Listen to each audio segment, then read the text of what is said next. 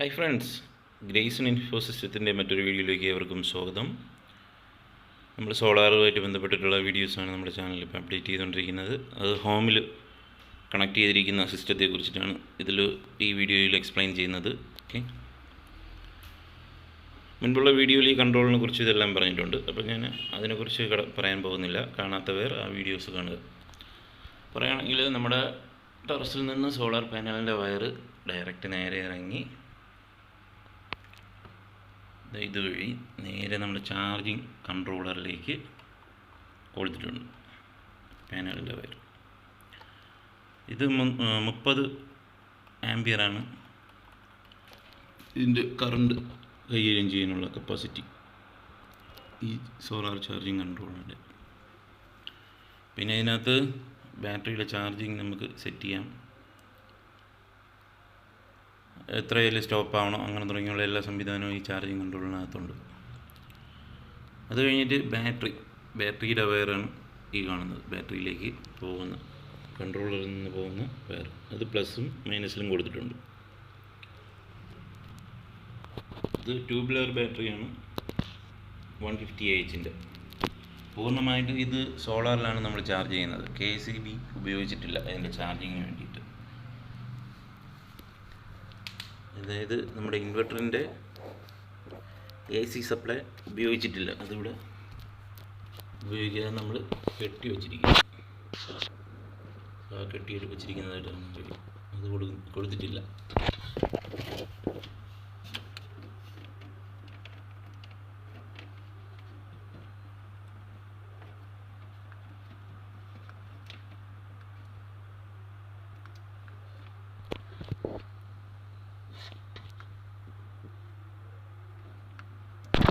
Okay, അപ്പോൾ പൂർണ്ണമായിട്ട് സോളാറിലാണ് ഈ ബാറ്ററി ചാർജ് ആകുന്ന രീതിയിൽ കൊടുത്തിരിക്കുന്നത്. പിന്നെ എന്തുകൊണ്ട് ഈ ഇൻവെർട്ടർ സോളാർ ഇൻവെർട്ടർ തന്നെയാണ്, അത് മുൻപുള്ള വീഡിയോ നോക്കിയാൽ കാണാൻ കഴിയും. ഈ ഇൻവെർട്ടറിൽ എന്തൊക്കെ മിസ്റ്റേക്കാണ് വിശദമായിട്ട് ഞാൻ എക്സ്പ്ലെയിൻ ചെയ്തിട്ടുണ്ട്. ഏകദേശം 6000 രൂപ വെറുതെ കളഞ്ഞൊരു കേസാണ്. അപ്പോൾ എന്തായാലും ഇതാണ്, ഈ കാണുന്ന കണക്ടറാണ് സോളാറിൻ്റെ കണക്ടർ. പക്ഷേ ബാറ്ററി നേരെ ചാർജ് ആകത്തില്ല, സോളാറിൽ നിന്ന് പ്രോപ്പറായിട്ട് വർക്ക് ചെയ്യുന്നില്ല ഈ ഇൻവെർട്ടർ വഴി. ആരും കബളിപ്പിക്കപ്പെടരുത്. നല്ല ബ്രാൻഡുകളുടെ ഇൻവെർട്ടറുകൾ വാങ്ങുക. ഓക്കെ, ഇതിപ്പോൾ റിട്ടേൺ എടുക്കാത്തത് കൊണ്ട് ഞാൻ എന്തായാലും ഇപ്പം എൻ്റെ ആവശ്യത്തിന് ഇത് ഉപയോഗിച്ചു. ഓക്കെ, അതിനുശേഷം നമ്മുടെ ഈ കൺട്രോളറിൽ നിന്ന് കാണാൻ കഴിയും, ഈ കൺട്രോളറിൽ നിന്ന് വരുന്ന സോളാർ കറണ്ട് വോൾട്ടേജ് ഈ വയർ, ഇത് പ്ലസും ഇത് ഇപ്പുറത്ത് കാണുന്ന മൈനസും, ഈ ബാറ്ററി ചാർജ് ആകും. ബാറ്ററിയിൽ നിന്ന് നമ്മൾ ഈ ഇൻവെർട്ടറിലേക്ക് ആ സപ്ലൈ കൊടുത്തിട്ടുണ്ട്. ഇൻവെർട്ടറിൽ നിന്നുള്ള ഔട്ട് ഈ 3-പിൻ ടോപ്പ് വഴി ഈ വയർ വഴി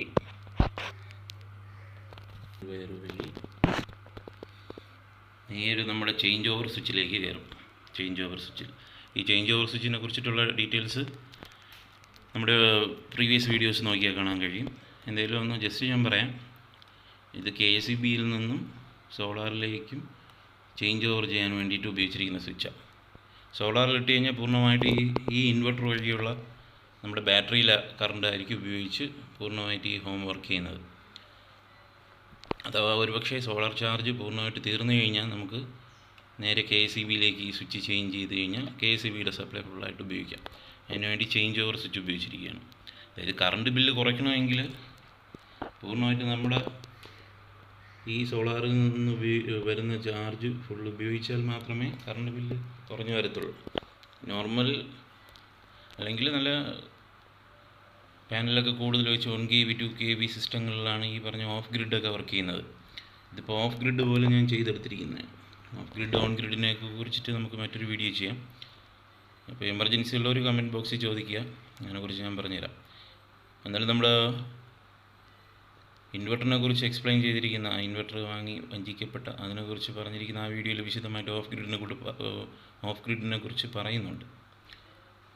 ഓക്കെ, അങ്ങനെയാണ് നമ്മുടെ സോളാർ ഉപയോഗിച്ചിട്ടുള്ള ഈ സിസ്റ്റം വർക്ക് ചെയ്യുന്നത്.